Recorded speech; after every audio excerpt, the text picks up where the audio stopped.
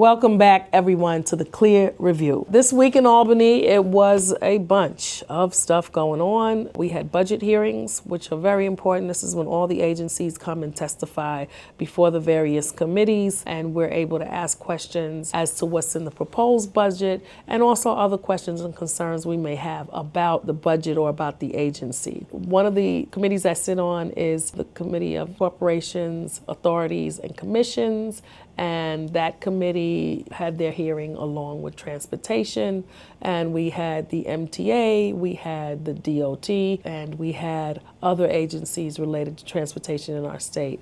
And the MTA hearings, I was able to ask our MTA chair, Jan Lieber, about making the subway stations, particularly in northern Manhattan and in my district, more accessible. So we are setting up some time in the coming weeks to talk about the plan to make those stations accessible.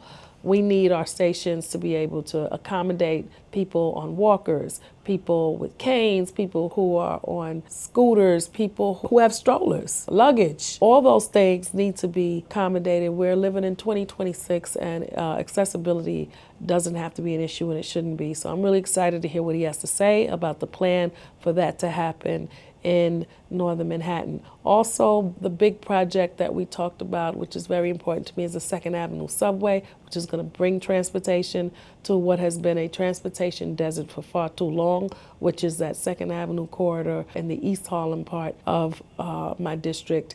And in addition to that, there was money put in the budget to see how we could bring it, when it gets to 125th Street, how we could bring it across to the west side. So that was also discussed in the hearings on Tuesday. I was really happy to get those questions out there and look forward to the work that's going to be done, as well as about the contracts where they said they will be seeking MWBEs. So I will update you when that information becomes available for those contracts and that feasibility study on how they can bring the subway further west.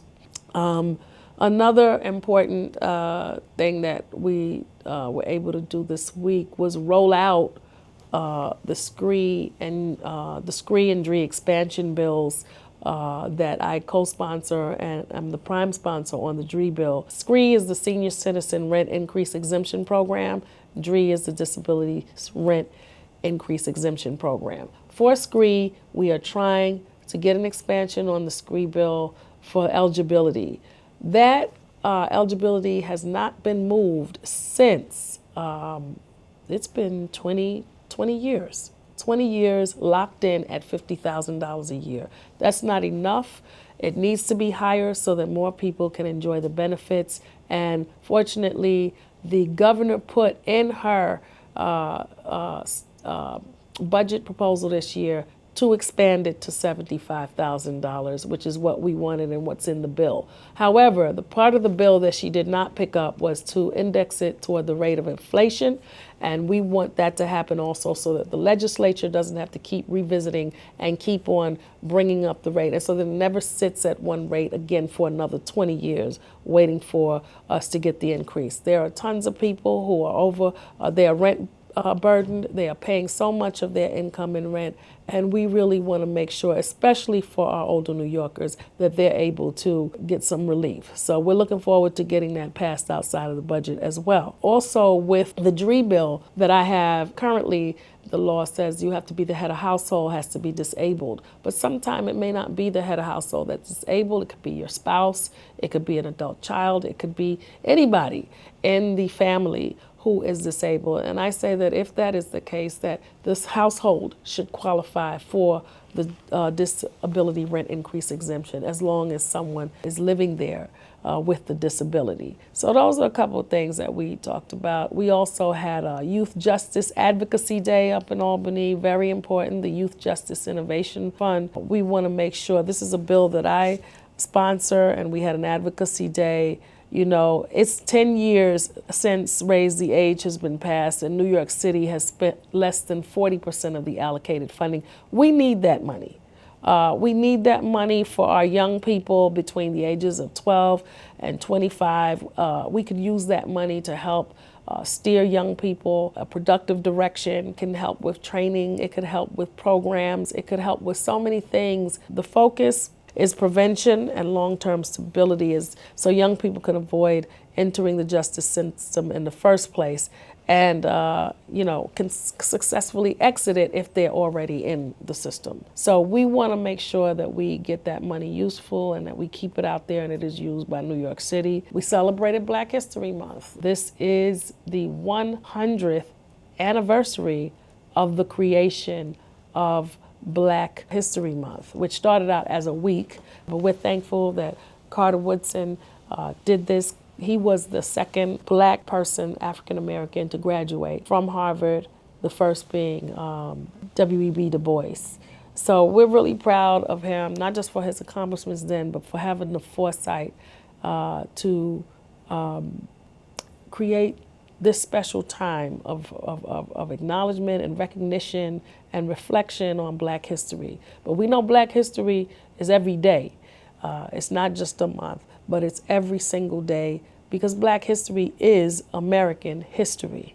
And Black lives are entwined in every level of achievement and accomplishment that this country has. We have lived, we have served, we have invented, we have created, we have done all the things, and there's a lot that people don't know in terms of the contributions to this history and to this great country. So thank you, Carter G. Woodson. We thank you for what you did all those years ago. Another hearing this week was my committee that I chair, which is the Committee for the Aging in the New York State Senate. There we talked about the need for funding for all of our programs, especially supportive housing and senior housing, that there's not enough and we have to dedicate more to make sure that there's housing, that supportive housing that has social workers and they have all kinds of services and programs on the premises, but they're not all getting paid the same rate, even though some of them are spending more money than others. So we have to make sure that we keep those services going so that people can continue to live on their own comfortably with all the services and resources around them that they absolutely need.